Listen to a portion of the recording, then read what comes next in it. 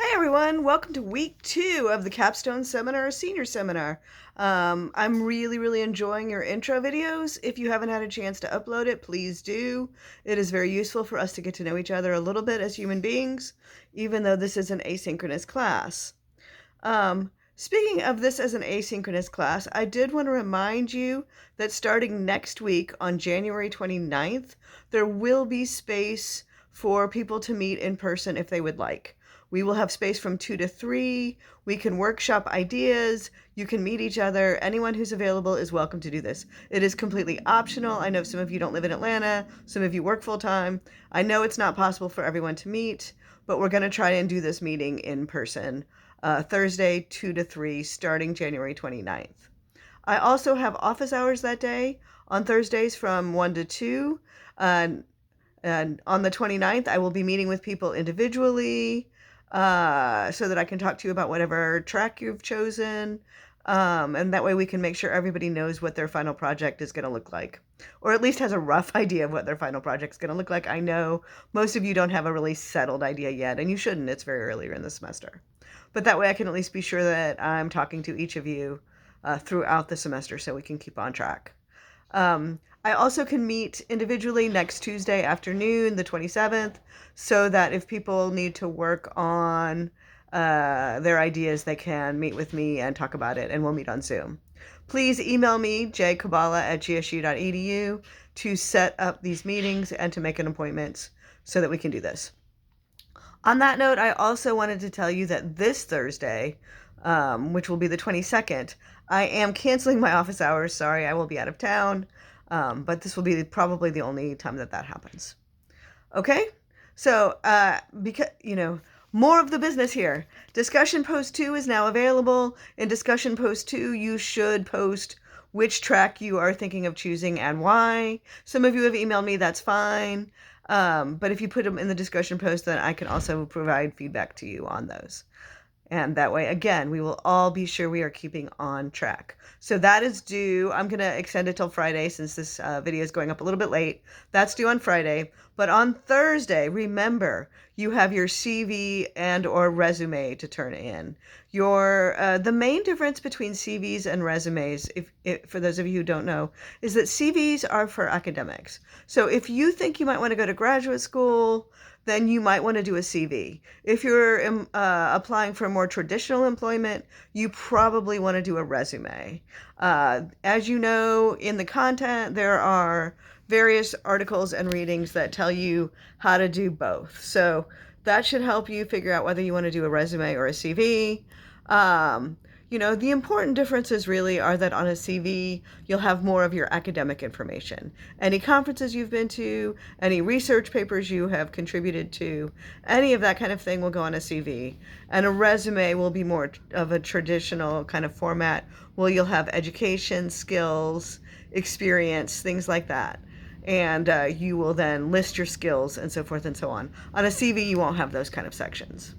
Again, email me or be sure to look at the articles if this is confusing. So that is due on Thursday, your resume or CV. Your discussion post where you tell me which track you've chosen and why is due on Friday. So here's a little bit more information about resumes. One of the things they always used to say about resumes is it should only be 1 page long. That's extended a little bit these days. It can be 2, but only if you have a whole lot of information that's super relevant to people who are doing it. CVs may be longer, again, depending on how long it takes for you to list your educational experience and so forth and so on. But resumes, they really want you to keep to 1 page, can be 2. Also, be sure you have a very clear style, clear headings. If you have a lot of skills, you might use a table, even if you use invisible lines, so that it's clear. What you want is for the potential employer or potential internship to be able to see these skills at a glance.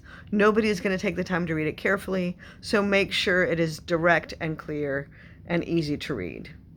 And the 3 things that you should include in your resume are skills, employment, and education. which one you put first really depends on what kind of job you're applying for. If you're applying for a job that really is looking for skills, you'll put that first. If you're applying for a job that really needs a college degree, you'll put your educational experience first. Another piece of advice that I would give around resumes is, if you know what kind of a job you're looking for, it might be useful to find other people who have that kind of job, look at their resumes, and model yours after theirs. Obviously, they were successful, so try to model yours after theirs, and that can be helpful in terms of figuring out how to write your resume. The other thing that I was going to tell you is that, and I will include this in the link here, when you read this before you look at the video, there will be a link to University Career Services. We will be using University Career Services throughout the semester. You will submit your resume to them and they will give you feedback. I will also give you feedback. But remember, you're going to revise your resume, and that will be due week 5. Just checking to make sure I'm right here. That will be due week 5, where you will turn in a revised version of your resume. So this is, in some ways, will be functionally a rough draft. Try to make it as strong as you can. Then you will submit it to Career Services. You can use Handshake to make an appointment with them. And if you have trouble using Handshake, please don't hesitate to reach out and ask me. And so all of these kinds of things that we're doing will also be looked at by Career Services. I have a CV. I've had a CV for many, many years. I have not made a resume in a long time. So while I'm very, I think I can be very helpful on the style and clarity and those sorts of things, they are aware of some of the more recent needs and desires of businesses for resumes, which is why they're going to be looking at it too. Again, if you have any questions, please don't hesitate to reach out and email me, jkabala@gsu.edu. We're also going to be using Career Services when you do your mock interviews. I know those are not till week 13. I'm just giving you a heads up so you'll know to look for that. All right. Enjoy the rest of your week. If you have not submitted your intro video, please do so. I am really enjoying getting to know you, and I look forward to speaking with you next week so that we can talk about your individual projects. All right, take care. Bye.